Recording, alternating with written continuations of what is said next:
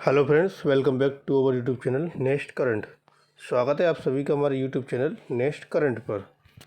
आज है 27 अक्टूबर 2021 और 27 अक्टूबर 2021 के जो भी करंट अफेयर्स के इम्पोर्टेंट क्वेश्चंस होंगे उन्हें मैं यहाँ डिस्कस करूँगा और सभी क्वेश्चन से रिलेटेड आपको फैक्ट भी बताता हुआ चलूँगा। आप आज की वीडियो की PDF फाइल हमारे टेलीग्राम ग्रुप से डाउनलोड कर सकते हैं। टेलीग्राम ग्रुप का लिंक आपको वीडियो के डिस्क्रिप्शन में दिया गया है। अगर आपने अभी तक हमारा चैनल सब्सक्राइब नहीं किया है तो चैनल को सब्सक्राइब करना ना भूलें, साथ में नोटिफिकेशन बेल को ज़रूर प्रेस करें ताकि आपको सभी वीडियो के नोटिफिकेशन मिलते रहें। तो चलिए शुरू करते हैं आज का अपना पहला क्वेश्चन। अगर आपको वीडियो पसंद आए तो प्लीज़ वीडियो को लाइक, कमेंट और शेयर करना ना भूलें। पहला क्वेश्चन है, भारत और किस देश के महालेखा परीक्षक ने लेखा परीक्षा प्रक्रिया को मजबूत करने के लिए समझौता किया? तो यह जो समझौता हुआ वो भारत के नियंत्रक और महालेखा परीक्षक और मालदीव के महालेखा परीक्षक के बीच में समझौता हुआ है। Option D. यह जो समझौता हुआ है जो सार्वजनिक वित्त की लेखा परीक्षा प्रक्रिया इसको मजबूत करने के लिए हुआ है। दोनों जो संबंधित संस्थान हैं इनकी जो व्यावसायिक क्षमता है ये इसको विकसित करेंगी और मजबूत करेंगी और सार्वजनिक वित्त के ऑडिट के क्षेत्र में क्या करेंगी, सुधार करेंगे। MOU का उद्देश्य उनके बीच सार्वजनिक क्षेत्र के ऑडिट के क्षेत्र में सूचनाओं का आदान प्रदान करना है। समझौता ज्ञापन जो है इस पर भारत के CAG जो भारत के नियंत्रक और महालेखा परीक्षक हैं गिरीश चंद्र मुर्मू और मालदीव के जो महालेखा परीक्षक हैं हुसैन नियाजी, इन दोनों ने क्या किए, हस्ताक्षर किए। अब मालदीव के साथ समझौता हुआ तो मालदीव के बारे में जानते हैं। यह है आपका मालदीव जिसकी राजधानी है माले। वहाँ की मुद्रा मालदीवियन रुपया और वहाँ का ये क्या, ये है आपका मालदीव का फ्लैग। वहाँ के जो राष्ट्रपति हैं इब्राहिम मोहम्मद सोली और जो वहाँ के उपराष्ट्रपति हैं फैजल नसीम। अगला क्वेश्चन, हाल ही में नई दिल्ली में डेफ एक्सपो 2022 के लिए एम्बेसडर राउंड टेबल की अध्यक्षता किसने की? यह अध्यक्षता की रक्षा मंत्री राजनाथ सिंह ने। Option B. 25 अक्टूबर को इसकी अध्यक्षता की। राउंड टेबल का उद्देश्य जो विदेशी मिशन के जो राजदूत हैं इनको डेफ एक्सपो 2022 की योजना यानी कि डिफेंस एक्सपो 2022 की योजना, व्यवस्था और अन्य विवरण के बारे में जानकारी देना। डिफेंस एक्सपो का जो 12वां संस्करण है वो 10 से 13 मार्च 2022 के बीच 10 से 13 मार्च 2022 में गुजरात के गांधीनगर में आयोजित किया जाएगा। अब नई दिल्ली में जो है इसकी अध्यक्षता की गई तो ये है आपका दिल्ली जिसकी राजधानी नई दिल्ली। वहाँ के मुख्यमंत्री अरविंद केजरीवाल, उप मुख्यमंत्री मनीष सिसोदिया, उपराज्यपाल अनिल बैजल। कुल जिलों की संख्या 11, लोकसभा सीटें 7 और राज्यसभा सीटें 3। अगला क्वेश्चन, हाल ही में भारतीय प्रतिस्पर्धा आयोग ने किसके द्वारा परेक्सल इंटरनेशनल कॉर्प के अधिग्रहण को मंजूरी दी? तो भारतीय प्रतिस्पर्धा आयोग ने ये मंजूरी दी फिनिक्स पेरेंटको इनकॉर्पोरेट के साथ। Option C. प्रस्तावित संयोजन फिनिक्स पेरेंटको इनकॉर्पोरेट द्वारा परेक्सल इंटरनेशनल कॉर्प की इक्विटी शेयरधारिता के 100% के अधिग्रहण की परिकल्पना करता है। परेक्सल का मुख्यालय अमेरिका के डरहम में है और यह बायोफार्मास्यूटिकल कंपनी को बायोफार्मास्यूटिकल आउटसोर्सिंग सेवाएं प्रदान करता है। जो परेक्सल अंतर्राष्ट्रीय निगम है इसकी स्थापना 1982 में हुई थी जिसका मुख्यालय आपका अमेरिका में है। अगला क्वेश्चन, हाल ही में किस देश की सेना ने प्रधानमंत्री को गिरफ्तार करने के कुछ घंटे बाद सत्ता पर कब्जा कर लिया? तो प्रधानमंत्री को गिरफ्तार करने के कुछ घंटे बाद ही जो संक्रमणशील सरकार थी इसको भंग कर सत्ता पर कब्जा कर लिया तो वह हुआ आपका सूडान में। Option D. 25 अक्टूबर को सूडान की सेना ने सत्ता पर कब्जा कर लिया और सैनिकों द्वारा प्रधानमंत्री को गिरफ्तार करने के कुछ घंटे बाद ही संक्रमणकालीन सरकार को भंग कर दिया। सेना के जो प्रमुख हैं जनरल अब्दे फतेह बुरहान, इन्होंने आपातकाल की स्थिति घोषित कर दी और जुलाई 2023 के लिए निर्धारित चुनाव में देश का नेतृत्व करने के लिए सेना एक टेक्नोक्रेटिक सरकार की नियुक्ति करेगी। अगला क्वेश्चन, हाल ही में किस राज्य के मुख्यमंत्री ने होम्योपैथिक दवा आर्सेनिकम एल्बम 30 के वितरण का शुभारंभ किया? तो यह शुभारंभ किया केरल के मुख्यमंत्री ने, ऑप्शन ए। और ये जो दवा है ये आपके बच्चों के बीच कोविड के खिलाफ दवा है, मतलब जो बच्चे हैं उनको ये होम्योपैथिक दवा दी जाएगी आर्सेनिकम एल्बम 30 केरल में। इसका शुभारंभ वितरण का शुभारंभ हो चुका है। केंद्र सरकार के जो आयुष विभाग के निर्देशानुसार आर्सेनिकम एल्बम 30 बांटने की पहल की गई थी।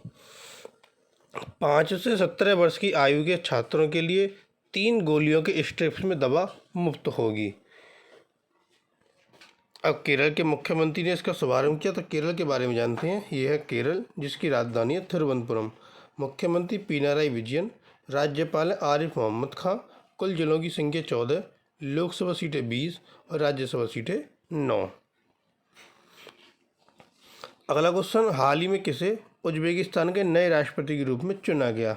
तो उज्बेकिस्तान के नए राष्ट्रपति बने शौकत मिर्जियोयेव, ऑप्शन सी। 24 अक्टूबर को दूसरे 5 साल के कार्यकाल के लिए ये फिर से चुने गए उज्बेकिस्तान के राष्ट्रपति। मिर्जियोयेव 80.1% के मतों के साथ विजयी हुए। उन्होंने लंबे समय तक राष्ट्रपति रहे। इसराम करीमोव के निधन के बाद 2016 में पदभार ग्रहण किया। इससे पहले वे 2003 से 2016 तक उज्बेकिस्तान के प्रधानमंत्री थे। अगला क्वेश्चन, हाल ही में किस मंत्रालय ने स्वतंत्रता संग्राम पर जरा याद करो कुर्बानी शीर्षक से एक पॉडकास्ट श्रृंखला शुरू की? तो यह श्रृंखला शुरू की संस्कृति मंत्रालय ने, ऑप्शन सी। संस्कृति मंत्री जी किशन रेड्डी ने 25 अक्टूबर को यह पॉडकास्ट श्रृंखला शुरू की। ये जो श्रृंखला जरा याद करो कुर्बानी उन लोगों और आंदोलन पर ध्यान केंद्रित करेगी जिन्होंने स्वतंत्रता संग्राम में योगदान दिया, जिनमें से कुछ तो स्वतंत्रता आंदोलन की कहानी में जगह नहीं मिली। एपिसोड 1, जिसका शीर्षक कदम कसम बढ़ाए जा है, भारतीय राष्ट्रीय सेना की कहानियों पर आधारित है। अगला क्वेश्चन, हाल ही में city with most sustainable transport system award किस शहर ने जीता है? तो इस अवार्ड को जीता है कोची ने, ऑप्शन सी। कोची को आवासन और शहरी कार्य मंत्रालय द्वारा स्थापित सबसे टिकाऊ परिवहन प्रणाली वाला शहर पुरस्कार मिला। यह पुरस्कार 29 अक्टूबर को दिल्ली में प्रदान किया जाएगा। इसे कोची शहर में परिवहन सुविधाओं को बढ़ाने के लिए कोची मेट्रो, वाटर मेट्रो और ई मोबिलिटी जैसी कार्यान्वित परियोजनाओं की मान्यता से सम्मानित किया गया है। यह पुरस्कार दिल्ली में केंद्रीय आवास और शहरी मामलों के मंत्री हरदीप सिंह पुरी द्वारा प्रदान किया जाएगा। कोची जो है इसको अरब सागर की रानी भी कहा जाता है और रानी गंगाधरा लक्ष्मी कोची की एकमात्र महिला शासक थीं। इसके बाद केरल उच्च न्यायालय जो है वो आपका कोची में स्थित है। अगला क्वेश्चन, जम्मू और कश्मीर का विलय दिवस कब मनाया जाता है? जम्मू कश्मीर का विलय दिवस 26 अक्टूबर को मनाया जाता है, ऑप्शन ए। 1947 में आज ही के दिन जम्मू कश्मीर के तत्कालीन महाराजा हरी सिंह ने दुनिया के सबसे महान लोकतंत्र का हिस्सा बनने के लिए इंस्ट्रूमेंट ऑफ एक्शन पर हस्ताक्षर किए थे। प्रारंभ में महाराजा ने स्वतंत्र रहने और भारत और पाकिस्तान के साथ स्थिर उपकरणों पर हस्ताक्षर करने का फैसला किया था। भारतीय स्वतंत्रता संग्राम 1947 के प्रावधान के तहत इस दस्तावेज को निष्पादित करके महाराजा हरी सिंह भारत के डोमिनियन में शामिल होने के लिए सहमत हुए। आज जम्मू कश्मीर का विलय दिवस है ये, तो जम्मू कश्मीर के बारे में जानते हैं। ये है आपका जम्मू कश्मीर, जिसकी राजधानी है श्रीनगर, शीतकालीन राजधानी जम्मू। उपराज्यपाल है मनोज सिन्हा। कुल जिलों की संख्या है 20, लोकसभा सीटें 5 और राज्यसभा सीटें 4। अगला क्वेश्चन, हाल ही में नॉलेज ऐप और प्लेटफॉर्म कंसल्ट को किसने लॉन्च किया? तो इसको लॉन्च किया है नितिन गडकरी ने, ऑप्शन बी। सड़क परिवहन और राजमार्ग मंत्री नितिन गडकरी ने नॉलेज ऐप और प्लेटफॉर्म कंसल्ट लॉन्च किया। ऐप मेंटर्स के लिए जीवन के अनुभव साझा करने के लिए एक मंच होगा। यह लोगों को उस ज्ञान से सीखने की अनुमति देगा जो जीवन भर अर्जित किया गया है। यह पहली ऐसी वैश्विक सुविधा है जिसके द्वारा लोग कई क्षेत्र के विशेषज्ञ से संपर्क कर सकते हैं और उन्हें बुला सकते हैं। अगला क्वेश्चन, हाल ही में बीसीसीआई ने आईपीएल 2022 के लिए 2 नई टीमों के रूप में किस शहर का अनावरण किया? तो 2 नई टीमों के रूप में जो शहर का अनावरण हुआ बीसीसीआई भारतीय क्रिकेट कंट्रोल बोर्ड, तो वो 2 नए शहर हैं आपके अहमदाबाद और लखनऊ, ऑप्शन सी।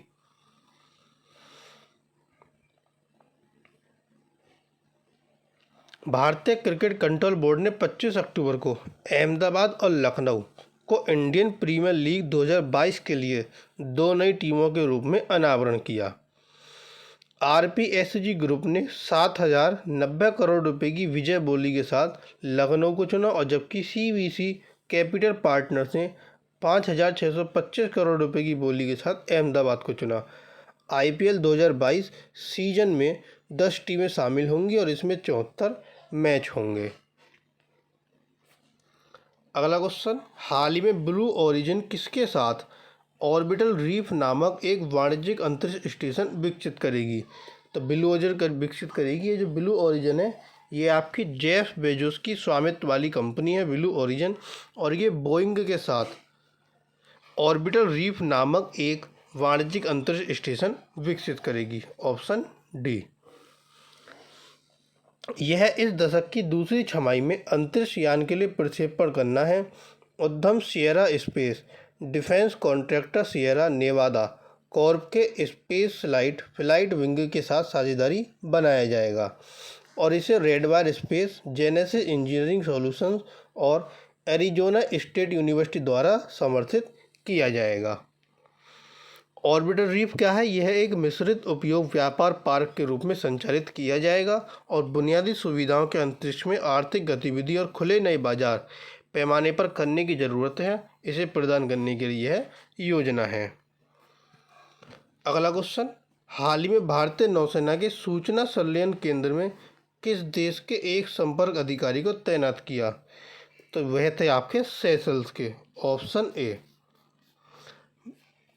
सेशल्स के एक संपर्क अधिकारी को भारतीय नौसेना के सूचना संलयन केंद्र में तैनात किया गया। सूचना संलयन केंद्र हिंद महासागर में जहाज़ों की आवाजाही और अन्य विकास पर नज़र रखने में एक प्रमुख केंद्र के रूप में उभरा है। अधिकारी की नियुक्ति के साथ Seychelles United kingdom, America, Australia, Japan, France जैसे देश के एक चुनिंदा समूह में शामिल हो गए ताकि गुड़गांव स्थित सुविधा में अधिकारियों की प्रतिनियुक्ति की जा सके। अगला क्वेश्चन, हाल ही में कौन मधुमेह के लिए अनूठी निश्चित खुराक संयोजन दवा लॉन्च करने वाली दुनिया की पहली कंपनी बन गई? तो वह पहली कंपनी बन गई आपकी Glenmark Pharmaceutical, option B. Glenmark Pharmaceutical Bharat में मधुमेह के लिए एक अनूठी निश्चित खुराक संयोजन दवा लॉन्च करने वाली दुनिया की पहली कंपनी बन गई।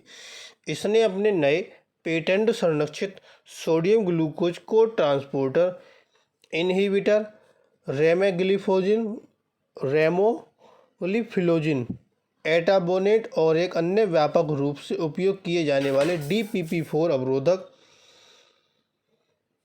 मेटफॉर्मिन के साथ FDC पेश किया है।